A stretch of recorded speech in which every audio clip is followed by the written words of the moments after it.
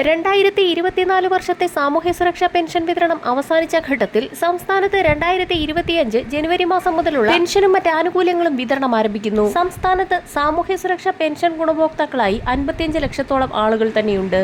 ഇതിൽ വിവിധ സ്കീമുകളിലായി വിധവാ പെൻഷനുകൾ, വാർദ്ധക്യ പെൻഷനുകൾ, ഭിന്നശേഷി പെൻഷനുകൾ കൈപ്പറ്റുന്ന 8 ലക്ഷത്തോളം വരുന്ന കേന്ദ്രവിഹിതം കൂടി ചേർത്ത് പെൻഷൻ തുക കൈപ്പറ്റുന്ന ആളുകൾക്കും ആധാർ അധിഷ്ഠിത ബാങ്ക് അക്കൗണ്ട് നമ്പറുകളിലൂടെ പെൻഷൻ തുകയും മറ്റ് ആനുകൂല്യങ്ങളും എത്തിച്ചേരും. സാമൂഹ്യ സുരക്ഷാ പെൻഷൻ ഗുണഭോക്താക്കളോടൊപ്പം തന്നെ മാസങ്ങളോളമായി പെൻഷൻ തുക മുടങ്ങിക്കിടക്കുന്ന ക്ഷേമനിധി പെൻഷൻ ഗുണഭോക്താക്കൾക്കും ആനുകൂല്യം എത്തിച്ചേരുന്ന രീതിയിൽ വിതരണം ആരംഭിക്കുന്നതിന്റെ ഭാഗമായി 17,000 കോടി രൂപ കൂടി കടമെടുക്കാൻ സംസ്ഥാനം തീരുമാനിച്ചു. ഇത് സംബന്ധിച്ച കണക്ക് കേരളം കേന്ദ്രത്തിന് നൽകി. നാളിതുവരെയായി മുടങ്ങിക്കിടക്കുന്ന 4 മാസത്തിലെ പെൻഷൻ തുകയായ 6,400 രൂപയുടെ വിതരണത്തിന്റെ ഭാഗമായി ജനുവരി മുതൽ മാർച്ച് വരെയുള്ള കാലയളവിനുള്ളിൽ തനത് പെൻഷൻ തുകയോടൊപ്പം ഒരു ഗഡു പെൻഷൻ കുടിശ്ശിക കൂടി നൽകാൻ സംസ്ഥാന സർക്കാർ തീരുമാനമായിട്ടുണ്ട്. തനത് മാസത്തിലെ പെൻഷൻ തുകയായ 1,600 രൂപയോടൊപ്പം ഒരു ഗഡു പെൻഷൻ കുടിശ്ശിക കൂടി ചേർത്ത് 3,200 രൂപ വീതം ഗുണഭോക്താക്കൾക്ക് എത്തിച്ചേരും. പെൻഷനും മറ്റ് ആനുകൂല്യങ്ങളും കുടിശ്ശികയടക്കം വിതരണം ചെയ്യുന്നതിലേക്കായി കൂടുതൽ തുക ആവശ്യപ്പെട്ടുകൊണ്ട് സംസ്ഥാനം നേരത്തെ തന്നെ കേന്ദ്രത്തിന് കത്ത് നൽകിയിരുന്നു.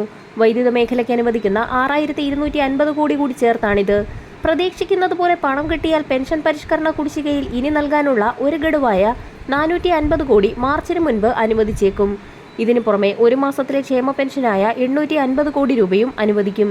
നിലവിൽ ജനുവരി മാസത്തിലെ പെൻഷൻ തുക വിതരണത്തിലേക്കായി 850 കോടി രൂപ അനുവദിക്കാനാണ് ധനവകുപ്പ് തീരുമാനമായിരിക്കുന്നത്. ഡിസംബർ വരെ ആദ്യം 23,000 കോടി രൂപ കടമെടുക്കാനായിരുന്നു കേന്ദ്രം അനുമതി നൽകിയത്. ഇത് പലതവണ പുതുക്കി ഇതുവരെ 32,000 കോടി രൂപ കടമെടുത്തിട്ടുണ്ട്. തനതു മാസത്തിലെ പെൻഷൻ തുകയോടൊപ്പം കുടിശ്ശികയായിരിക്കുന്ന ഒരു ഗഡു പെൻഷൻ തുക കൂടി എത്തിച്ചേരുന്നത് ഗുണഭോക്താക്കളെ സംബന്ധിച്ചിടത്തോളം ആശ്വാസകരമായി തീരും.